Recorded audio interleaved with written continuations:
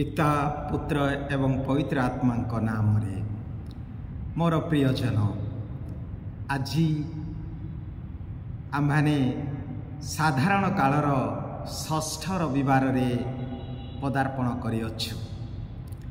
आजिर पठन गुड़िक मते स्मरण कराई दिए मो जीवनर गोटे घटना। 1995 मसीहार कथा। ठीक मोर अभिषेक परे मते गोटे पारिश को जीवाक पड़िथिला, जेउठी आउ सेही समय मो जीवनर ऑर्डिनेशन परे परे एक दुखमय संकटमय समय दे गति करथाए। आउ सेही समय मु जो पारिश रे थिली सेथिरे गाँ गुड़िक बहुत दूर रे, एपरिकी कन्वेंट मध्य दूर रे थाए। आ मोर गाड़ी चलेबार भय बहुत थाए। साइकेल तो चलाउ थाए भय रे, किंतु जेतेबेले मोटर बाइक सहित मोर सांग माने मते नियंती मु कहे मु जानू ना। से माने कहले एटा कोन जानिबो ना। जाजक हेबा पर्यंत मु जानी नथिले ड्राइविंग करिया पय। आ सेही स्थान रे केवल 4 चकिया गाड़ी थाए, गोटे बुलेट थाए। आउ एई सबु मते सेठाकार पारिश पृष्ठ कहले नियो ए सबु आउ तुमे फील्ड को जाओ काम कर, किंतु साहस न थाए। बहुत भय रे रहउथाए। जदि मु गाड़ी चलेबा न जाने मोर एठी रहिबा मूल्यहीन। एवं फादर बिशप को कहीदेवे हे तो मते ट्रांसफर करदेवे, यही सब भय मु रहउथाए। आउ से ही बुलेट जहाँ थिला ताहाकु मु बारंबार प्राय मासे काल केवल गैरेज रो बाहर करू थाए, स्टैंड करी रखु थाए। केवल सेतिकी मात्र मोर अनुभूति थाए। आ पारु न थाए, साहस न थिला। किंतु मु दिने अनुभव कली जे मते ध्यान करिया को जीवाक पड़िबो। तेणु मो बिशप को अनुमति क्रमे पटा केरल पटा को मु गली। आउ सेठी एक दिव्य अनुभव होइथिला प्रभुंकर मोर सहित। सेही अनुभव परे मु जेतेबेले आसिली दिने जेतेबेले मु बाइबल पढ़ी चर्च रु फेरु थाए, चर्च रे मु जेतेबेले बाइबल पढ़ु थाए गोटे वाक्य आसिला। सेही वाक्य थिला 2 तिमोथी 1 अध्याय 6 एवं 7 पद। सेठारे लेखा अछि जे मु तुमको भयाल आत्मा देई नाही, मु तुमको भीरुतार आत्मा देई नाही, मु तुमको देइछि शक्तिर आत्मा, प्रेमर आत्मा, आत्मसंयमर आत्मा। जेतेबेले मु एही वाक्य मु पाइली, मु भाबिली प्रभु मोर आखि को खोली देले। मते एही वाक्य स्पर्श कला जे मु निजको निजे एही वाक्य को बारंबार आवृत्ति कली जे प्रभु मते भयाल आत्मा देई नाहंती, प्रभु मते देइछंती शक्तिर आत्मा, साहसर आत्मा, प्रेमर आत्मा, आत्मसंयमर आत्मा। मु चिंता कली जे मोठारे अनेक भय अछि। तापरे संध्या समय रे एही वाक्य को I claim this word of God. तापरे मु जेतेबेले जेउ बुलेट बा मोटरसाइकेल प्राय मासे केवल गैरेज रु बाहर करुथिली रखुथिली, बाहर करुथिली रखुथिली, किंतु वर्तमान प्रभु मते एही शक्ति देले जे मु तुमको भयाल आत्मा देई नाही। आ गाड़ीटी बाहर कली, गोटे किक बा स्टार्ट कली, किंतु हेला नाही। द्वितीय किक रे गाड़ीटा स्टार्ट हैला। चर्च रो चारिपट बोलेली। केवल सेतिकी नाही, भुवनेश्वर मो ग्राम को जेतेबेले रास्ता भी भल नथिला, कि साहस मु तो एबे भी इमाजिन करि पारे नाही। तापर समस्त भय चली गला। जेते जण भी हो से बुलेट धरी मोर सेवा कार्य मु आरंभ कली। प्रिय भाई, मोर भाई और भौणी माने जे बेले बेले भाबथाए एडा मोर शक्ति नाही, एडा मोर बल नाही, एडा प्रभुंकर आत्मा, प्रभुंकर वाक्य, प्रभुंकर दान, प्रभुंकर अनुग्रह द्वारा ही मु करि पारिबी। अनेक समय मो सांग मान सहित कथा हैला बेले से माने कहंती गाड़ी गोटे चलेबाटा कोन, जे भी चले देबो एटा बड़ कथा नाही, एटा साधारण कथा देखुना। ना ना ना ना, मो पाई ता नथिला। मु बहुत भय थिला, किंतु जते बेले प्रभु यही शक्ति देले प्रभु मते भयालु आत्मा देना से दिन ठार मोर यही गाड़ी चलेबार भय चलीगला। तेबे प्रिय भाई और भौणी माने आज प्रभुंकर वाक्य प्रथम पठन कहे 17 अध्याय जेरेमिया रे जे जो माने प्रभुंक ठारे भरोसा रखती जोटा माने प्रभुंक ठारे आस्था स्थापन करती से माने जलस्रोत निकट में रोपित गोटे वृक्ष परी सबुबले सबुज रहे, सबुबले फल धारण करे, दुर्भिक्ष भय करे नाही, शुष्कता भय दिए नाही, सबुबले से जली रहिबो। जो माने प्रभुंक ठारे भरोसा रखती ए जो गाड़ी चलेबा मोर नाही मु सबुबले कहे प्रभु प्रभु मते शक्ति देले। आज सुसमाचार प्रभु कहते धन्य कौ माने खुशी कौ माने आनंदित से कहती गरीब माने धन्य कारण स्वर्ग राज्य तुमकर भोकिला माने धन्य कारण तुमने तृप्त पाइब एवं घृणित व्यक्ति माने तुम्हें माने दुखित हो नहीं कारण पुरस्कार तुम्हें पाइब। रोदन करिबा व्यक्ति माने विलाप करुथिया व्यक्ति माने धन्य कारण तुमने हसीब।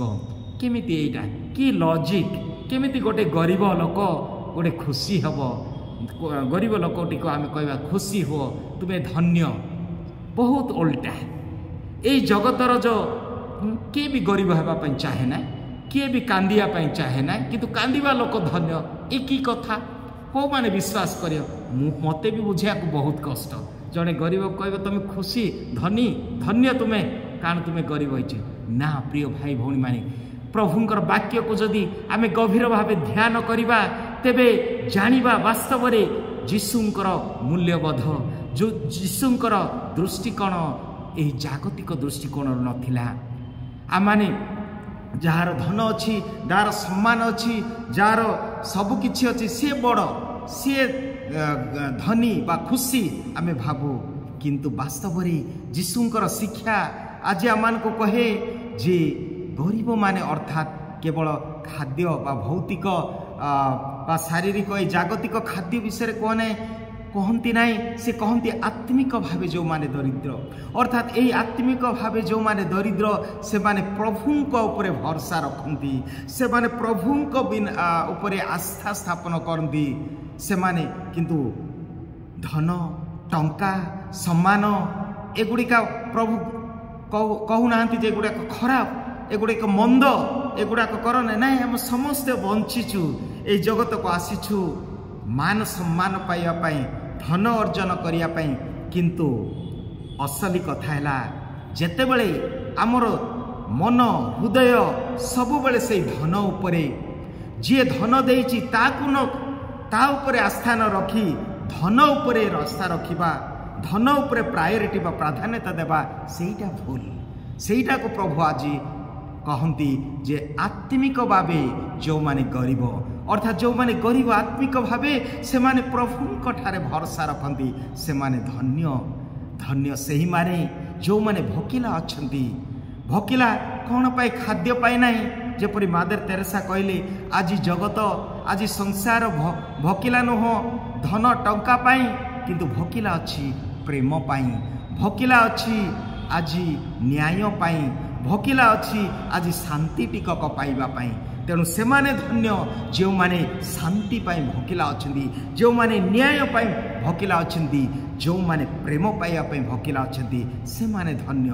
क्रंदन करुथिया व्यक्ति मानकु विलाप करुथिया व्यक्ति माने सब बेले आमे कांदिबा नाई। प्रिय भाई भौणी माने निश्चित कांद परे हस हस परे कांद यही तो दुनिया से मानक आज आश्वासनार बाणी जे आपणकर लोह सबुदिन आज कौन पाई आपण कांदुछंती आज कौन पाई मु कांदु अछि कौन मते भारग्रस्त करुछि हुए तो आज आमर परिवार अशांति थिबो हुए तो आज पुओ झियो माने अपथरे चालुथिबे हुए तो आज आर्थिक भावे आमाने बहुत कष्ट दे गति करुथिबा हुए तो कौनसी समस्या थिबो।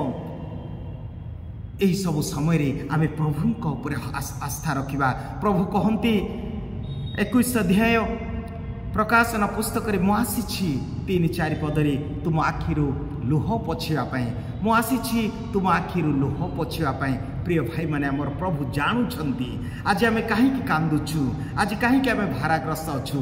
କିନ୍ତୁ ଆଜି ପ୍ରଭୁ ଆମକୁ ଆଶ୍ୱାସନା ଦିଅନ୍ତି ଯେ ଆମେ ସବୁଦିନ କାନ୍ଦିବା ପାଇଁ ସୃଷ୍ଟି ହେଇନାହୁଁ, ଆମେ ପ୍ରଭୁଙ୍କ ସହିତ ରହିବା ପାଇଁ ପ୍ରଭୁ ଆମ ସହିତ ଅଛନ୍ତି।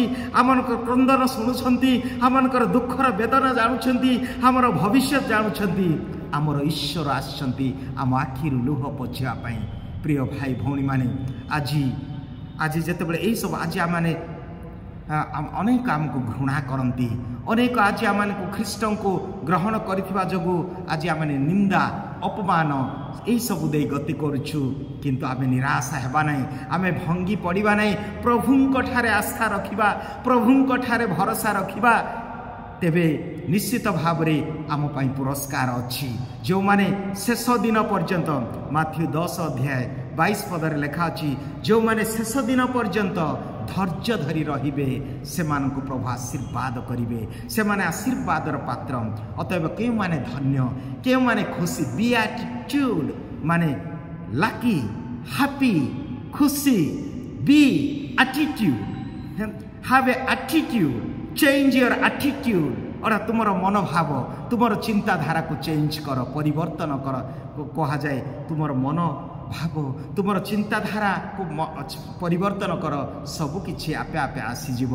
ହିତ ଉପଦେଶ 3 ଅଧ୍ୟାୟ 5-6 ପଦରେ ଲେଖା ଅଛି, ହିତ ଉପଦେଶ 3 ଅଧ୍ୟାୟ 5-6 ପଦରେ ଲେଖା ଅଛି ଯେ ସର୍ବାନ୍ତକରଣରେ ପ୍ରଭୁଙ୍କ ଉପରେ ଭରସା ରଖ, ତୁମେ ସମସ୍ତ ଅନ୍ତରରେ ତାହାଙ୍କୁ ସ୍ୱୀକାର କର, ଆଉ ସେ ତୁମର ପଥକୁ ସୁଗମ କରିବେ। ନିଜର ଜ୍ଞାନ ଆପଣା ଦୃଷ୍ଟିରେ ନିଜକୁ ବିବେକୀ ଭାବ ନାହିଁ, ନିଜର ଜ୍ଞାନ ନିଜର ଶକ୍ତି ଉପରେ ନିର୍ଭର କର ନାହିଁ। ଆଜି ଯେଉଁ ମୁଁ ମୋର ଅନୁଭବକୁ ପ୍ରକାଶ କରୁଥିଲି, ଆଜି ଯାହା କିଛି ମୁଁ ଏ ପ୍ରଭୁଙ୍କର, କେହି ମଧ୍ୟ ଆଜି ଦର୍ପ କରିବା ନାହିଁ। ଆଜି ହୁଏତ ଆପଣଙ୍କର ଭଲ ଚାକିରିଟି ଥିବ, ହୁଏତ ଆଜି ଆପଣମାନେ ଭଲ ପଢ଼ୁଥିବେ, ହୁଏତ ଆଜି ଆପଣମାନେ ଡିଗ୍ରୀ ହାସଲ କରିଥିବେ, କିନ୍ତୁ ତାହା କେବଳ ଆମମାନଙ୍କୁ ସ୍ୱର୍ଗ ରାଜ୍ୟକୁ ନେବ ନାହିଁ।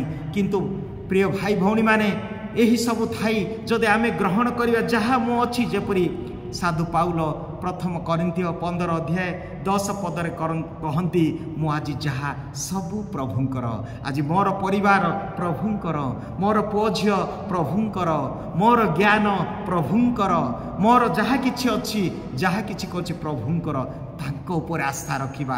ସିଏ ଯେତେବେଳେ ଆମର ଜୀବନର ଉତ୍ସ ହେବେ, ଆମେ ସେହି ରୋପିତ ଜଳସ୍ରୋତ ନିକଟରେ, ରୋପିତ ବୃକ୍ଷ ପରେ ଆମେ ସଦାବେଳେ ସବୁଜ ହୋଇ ରହିବା, ଆମେ ସବୁବେଳେ ଫଳ ଧାରଣ କରିବା। ଆମ ଜୀବନରେ ଦୁଃଖ ଆସିବ, ଆମ ଜୀବନରେ କଷ୍ଟ ଆସିବ, କିନ୍ତୁ ଆମେ କେବେ ହେଲେ ହଲଚଲ ହେବା ନାହିଁ, ଆମେ ଦୋହଲି ପଡ଼ିବା ନାହିଁ, ଆମେ ଭାଙ୍ଗି ପଡ଼ିବା ନାହିଁ। କାରଣ ପ୍ରଭୁ ଜାଣୁଛନ୍ତି, ପ୍ରଭୁ ଆମ ସହିତ ଅଛନ୍ତି, ପ୍ରଭୁ ଆମର ଆସ୍ଥା, ପ୍ରଭୁ ଆମର ଭରସା। କିନ୍ତୁ ଯେଉଁମାନେ ଭରସା ରଖନ୍ତି ନାହିଁ, ପ୍ରଭୁଙ୍କ ଉପରେ ବିଶ୍ୱାସ କରନ୍ତି ନାହିଁ, ସେମାନେ କିପରି? ସେମାନେ ମରୁ ପ୍ରାନ୍ତରର ସେଇ ବୁଦା ଗଛ ପରି ଜଳିଯିବେ, ପୋଡ଼ିଯିବେ, ନଷ୍ଟ ହୋଇଯିବେ।